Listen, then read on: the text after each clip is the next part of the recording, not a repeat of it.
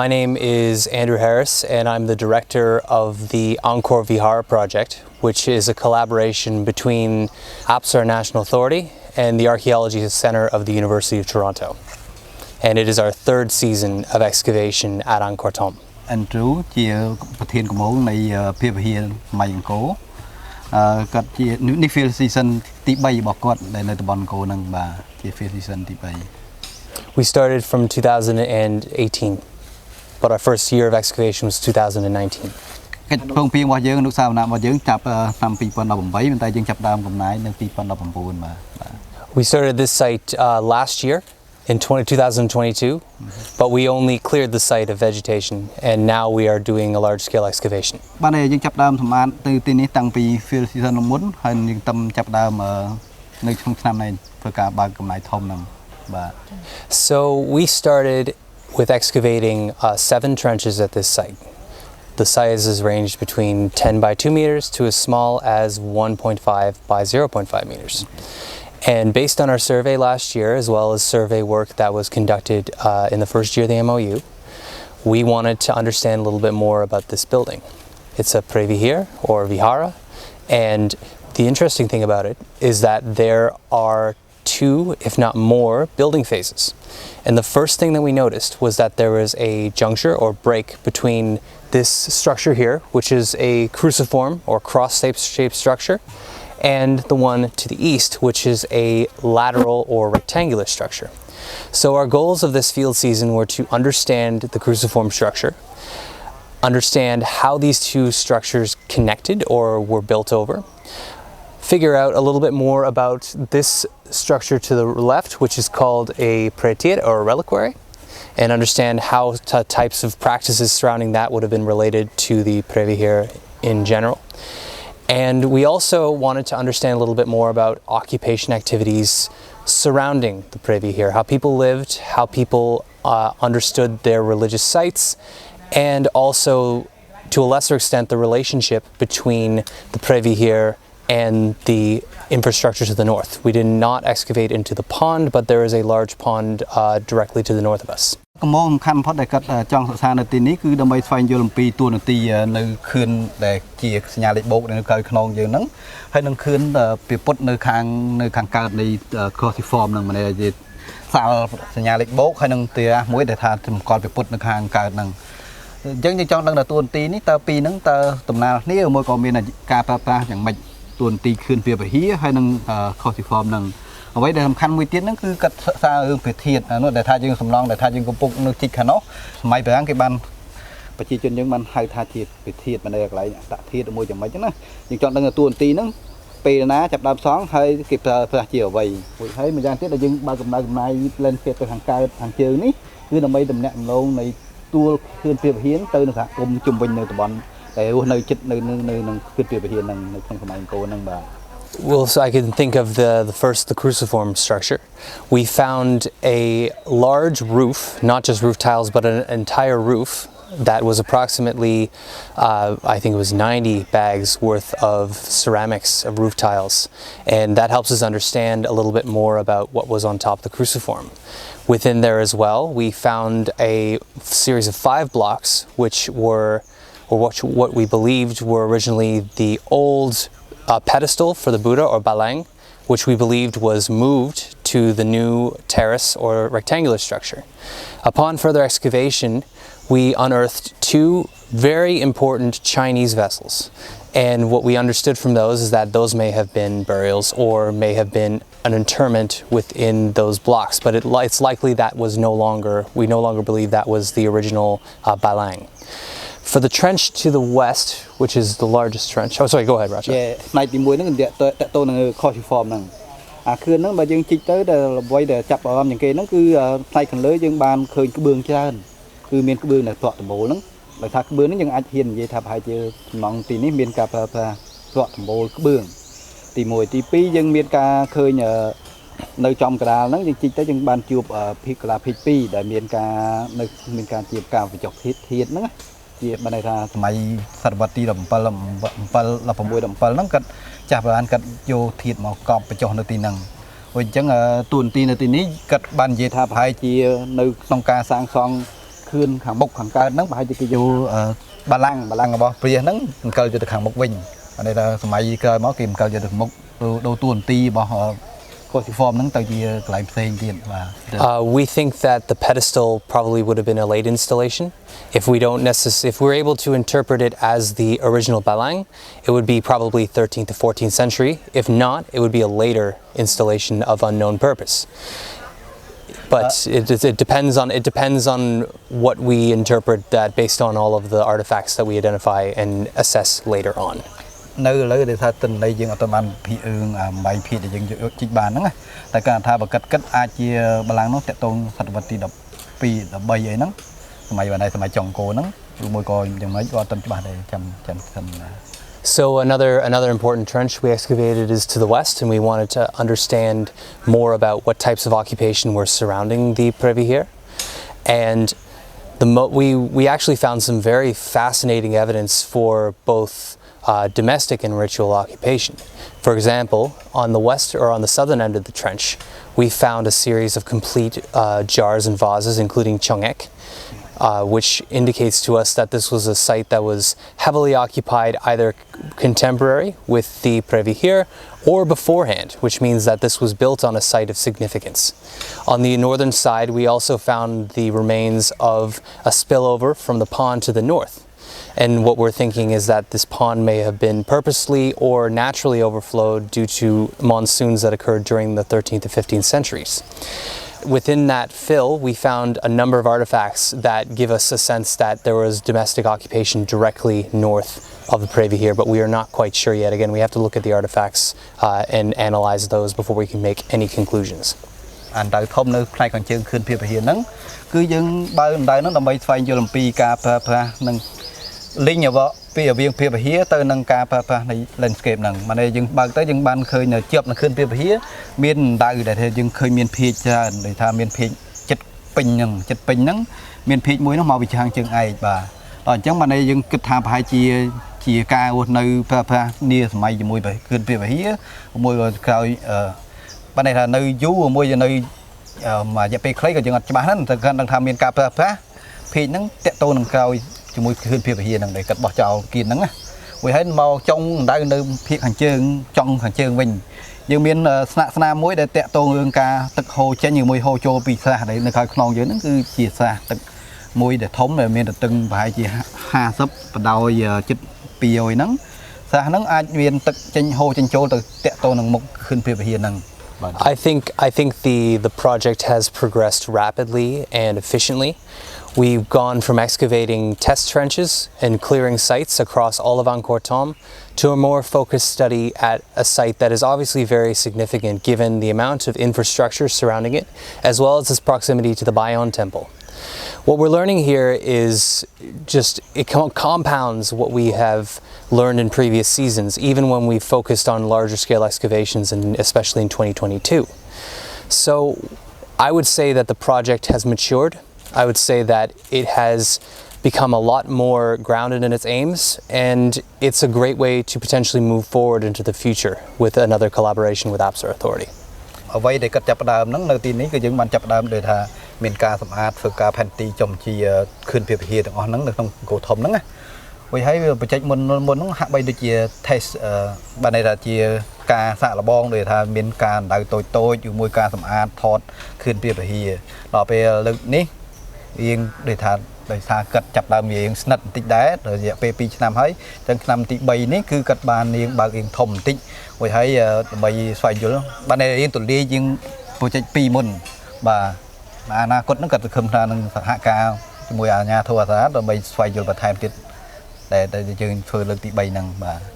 The goal of the research has been to understand the process of religious transition and also understand that despite that what history has written mostly by foreigners, that religious transition as a process is not cut and dry. There are religions that are often interspersed with one another. The influences of one type of architecture may come to a privy here, for example. You have here a cruciform structure which oftentimes is resembling the base of a prasad or a temple. How did these structures gain from the past in order to manifest into the future? As well, we're interested in understanding a little bit more when this happened. For a long time, it was thought that Previ here were a product of the post-Angkorian period and middle period, where they were alongside the restorations to Angkor Wat, products of later monarchs from Longvek, Sri Santhor, and Udong. Here, through a number of papers we've published, we've learned actually that Theravada Buddhism and the construction of Previ here as religious sanctuaries occurred concurrently or at the same time as many final inscriptions to temples, as well as the restoration and recycling of stone into the conversion of temples. So all of these monuments were being used at the same time, and the idea that there is a Hindu phase, Mahayana Buddhist phase, Theravada Buddhist phase is not only incorrect, but it does not necessarily give credit to the Angkorian civilization and its consistencies over time. The idea that in the late 13th century, temples suddenly stopped being built or inscriptions suddenly stopped being written completely discredits what came afterwards. Whereas we see here, and through carbon dating and looking at Chinese ceramics and looking at import wares, we will probably indicate that this in fact was active when the Bayon was still a religious monument as a pantheon rather than something of memory. You will have a better idea on where this religious transition goes and what we can essentially interpret from these last centuries. It's a lot to say, but the important point is here that there is no epoch or no phase of religion. There is simply the continuation of culture and civilization, and the Angkorian culture and civilization did not, and despite all of the many interpretations, did not suddenly cease to be after the death of Jayavarman VII. និយាយថាបើយើងយោងតាមឯកសារដែលយើងស្ដាប់ឃើញយូរហើយហ្នឹងគឺប្រវត្តិសាស្ត្រមុនយើងបកស្រាយថាព្រះពុទ្ធសាសនាត្រឡប់មកវិញពេលដែលស្ដេចសតវត្សទី16អង្គច័ន្ទអីគាត់មកអង្គរវត្តអីហ្នឹងសាសនិកនាំគ្នាមកបង្កើតព្រះវិហារអីហ្នឹងអាហ្នឹងគឺមួយប៉ុន្តែដល់បើយើងយោងការថាជាវយោងតាមសិល្បៈការសាងសង់អីហ្នឹងដូចឥឡូវយើងនិយាយទៅវិញយើងឃើញថាហ្នឹងវាផ្សេងឧទាហរណ៍ដល់យើងសិក្សានៅទីនេះយើងឃើញខឿនបលាំងcruciform ហ្នឹងកាលមុនវាប្រហែលជាបើយើងសម័យអង្គរប្រហែលជាតួប៉មប្រាសាទតែដល់ពេលនេះយើងឃើញហ្នឹងគឺវាអន្តរកាលមិននេះយើងចង់ដឹងថាអន្តរកាលអំពីការសាងសង់ប្រាសាទហើយមកខឿនព្រះវិហារហ្នឹងប៉ុន្តែវាមិនមែនជាអ្វីដែលថាដាច់គ្នាពិតពីអង្គរមកក្រោយអង្គរទេអ្វីដែលយើងផុសតាំងតែគាត់និយាយចង់បញ្យល់ហ្នឹងគឺចង់និយាយថាយោងតាមការបោនដែលអាយុកាលដេតដែលគាត់បានពីភាពជាសាសហ្នឹងគឺបានបង្ហាញថាសកម្មភាពទាំងអស់នេះគឺកើតឡើងនៅចុងសតវត្សចុងក្រោយនៃសម័យអង្គរហ្នឹងគឺសតវត្សទីចុង13និងពាក់កណ្ដាល14ហ្នឹងបាទគឺចុង100ឆ្នាំចុងក្រោយនោះគឺមានសកម្មភាពអស់ទាំងហ្នឹងអញ្ចឹងយើងសិក្សារាល់ថ្ងៃនេះគឺដើម្បីស្វែងយល់ថាតើទំនៀមទម្លាប់របស់គាត់ហ្នឹងដូចថាកាលមុនកំពុងធ្វើសង់ប្រាសាទចាសាលាចរៈរួចសត្វតែចុង13ហ្នឹងកឹបមកសត្វនៅភ្លាមមកអូធ្វើជាខឿនព្រះវិហារដែលយើងឃើញហ្នឹងទៅយកថ្មចាស់មកប្រើជួសជុលមកប្រើទៅគឺចង់ដឹងថាតើគោលគំនិតហ្នឹងវាខុសគ្នាយ៉ាងម៉េចទេថាហេតុអ្វីបានពីប្រាសាទមកទៅខឿនព្រះវិហារហើយអ្វីគាត់ចង់បញ្ជាក់នេះនៅតែនិយាយដែរថាវាគ្មានអ្វីដែលនិយាយថាឈប់ពីព្រហ្មញ្ញសាសនាចេញមកព្រហ្មពុទ្ធសាសនាទេគឺវាជាកណិតគ្នាទៅវិញទៅមកវាថា influence ទៅវិញទៅមកបាទប្រតិកលាគ្នាពីតាំងពីចុងពីសម័យអង្គរមកតែគាត់ថាចុងសម័យអង្គរសតវត្សទី13ពាក់កណ្ដាល13ហ្នឹងយើងឃើញដូចថាហាក់បីដូចដាច់បដ ாய் តាមសាលាចរៈតែតាមពិតអ្វីដែលយើងឃើញចុងពី13មកយើងចាប់ផ្ដើមឃើញព្រះវិហារច្រើនបាទ Within our surveys, we have identified so far 72, and this number could be understated, Previhir, Buddhist terraces, whatnot, within Angkor Thom. Approximately 60 some of these are surrounded by Sima, which is how we understand what they would be.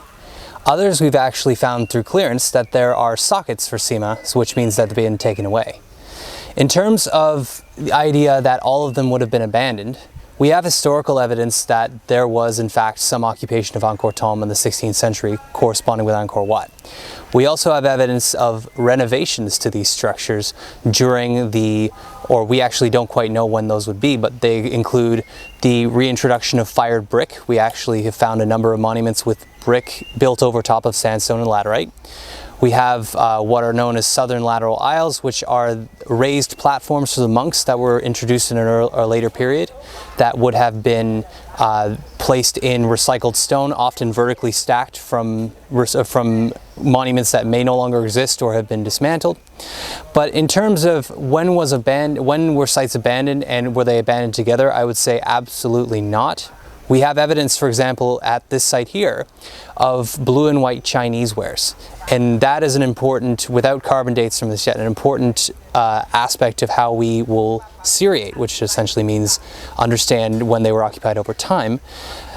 Because Chinese Ming Dynasty or blue and white wares were only imported after a certain period. And we know this from connections and research projects that have gone on within China and within Thailand, within Vietnam, within Cambodia,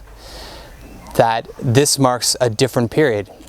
In excavations, especially those that are going on right now in Sri Santor, they will find a number of these blue and white wares because this is what was imported to Cambodia at the time in which these kingdoms existed. If we find them here, it's evidence of later occupation. We have found a number of blue and white wares here. At other sites that we've excavated, we haven't found any. So there is potential that we may talk about abandonment. We may talk about abandonment at the same time.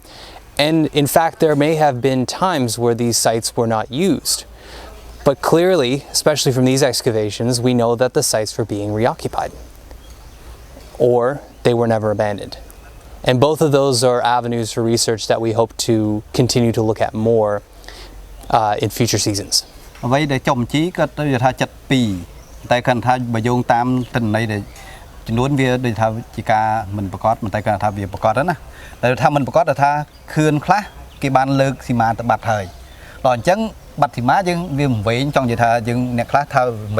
មានការជជែកគ្នាថាតើជាខឿនពីពុទ្ធអត់តែអ្វីដែលគាត់ហ៊ាននិយាយគឺដែលមានបកគោលសីមា62បាទអញ្ចឹងអ្វីដូចថារឿងសួរថាតើការបោះបង់មួយការបន្តហ្នឹងវាពិបាកនិយាយដែរដោយគាត់និយាយនេះគាត់និយាយថាយើងឃើញដែរកន្លែងខ្លះខឿនភាពវិហារខ្លះគឺមានការជួសជុលមានធ្វើការបន្ថែមដោយថាយើងឃើញច្បាស់ហើយដោយថាការប្រើឥដ្ឋដោយថាប្រើឥដ្ឋហ្នឹងដោយថាលើកធ្វើជាខឿនបន្តដាក់បលាំងព្រាសហ្នឹងបានន័យថាគេយកឥដ្ឋមកប្រើឥដ្ឋនោះមានឥដ្ឋសម័យអង្គរបានន័យថាយើងបោះបង់ការប្រើផលិតឥដ្ឋដូចយូរគ្រាន់ដែរតាំងពីសតវត្សទី9ទីអីដែលយើងមិនសូវប្រើប៉ុន្មានណាដល់យើងប្រើម្ដងឡើងវិញដោយសម័យក្រោយអង្គរហ្នឹងគឺយើងប្រើឥដ្ឋហើយមួយទៀតការលើកខឿនកន្លែងព្រះសង្ឃកាត់គង់ចិត្តព្រះធំហ្នឹងគឺយកថ្មភក់មកតម្រៀបធ្វើខឿនដើម្បីឲ្យព្រះសង្ឃគង់រៀងខ្ពស់ជាងពុទ្ធសាសនិកហ្នឹងក៏ជាការកុសគំនិតក្រោយដែរបាទមួយអ្វីដែលអស្ចារ្យសំខាន់មែនទែនហ្នឹងគឺឧទាហរណ៍នៅការដ្ឋានយើងនេះការកំណាយ2ឆ្នាំទៅហើយយើងអាចបានឃើញភាគចិនដែលថាមកពីមីងហ្នឹងទេសម័យអេចកាមីងហ្នឹងគឺមានតែនៅនេះទេយើងឃើញភាគដែលគេហៅ W and Y ហ្នឹងជាភាគដែលនាំចូលមកពីមីងហ្នឹងភាគហ្នឹងបើយើងនិយាយចំនៅលង្វែកអីអត់មានអីប្លែកទេត្រង់ថានៅលង្វែកគឺសម័យនោះគឺជាទីក្រុងហើយទំនាក់ទំនងសេដ្ឋកិច្ចជាមួយខាងមីងហ្នឹងតែក៏យើងឃើញមាននៅការដ្ឋាននេះដែរនៅក្នុងឆ្នាំនេះយើងឃើញមានបំណែកភាគមីងហ្នឹងខ្លះដែរអញ្ចឹងបានន័យថាដោយសួរនៅទីនេះមានការបោះបង់អត់វាហាក់បីដូចមិនមានបោះបង់ទេព្រោះយើងឃើញមានតពីចុង13មកហើយឃើញសម័យមីងក៏ឃើញមានការប្រើប្រាស់ដូចថាហ្នឹង And I'll add to that just quickly.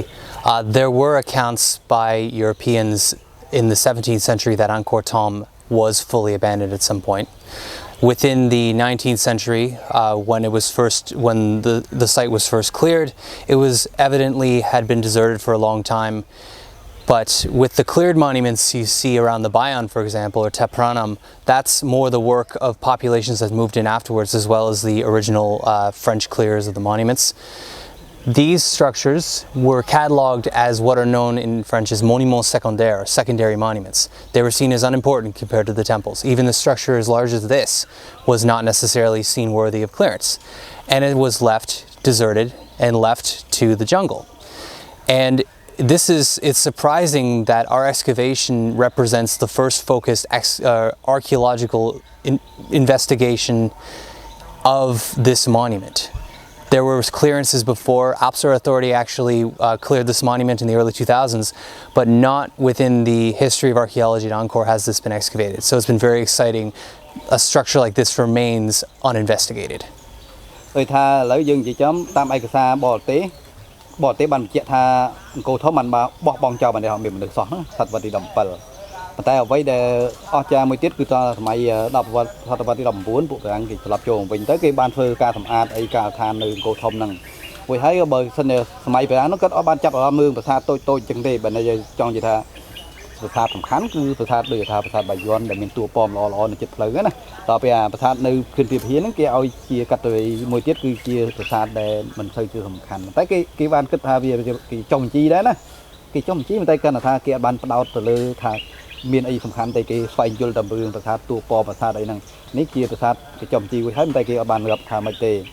ไว้แต่กระทานจีนั่นคือกระทาจีกาลอได้แต่กระมงยืนนี้บานจับดานเฟอร์ในตีนี้ดำไปเบาะไซ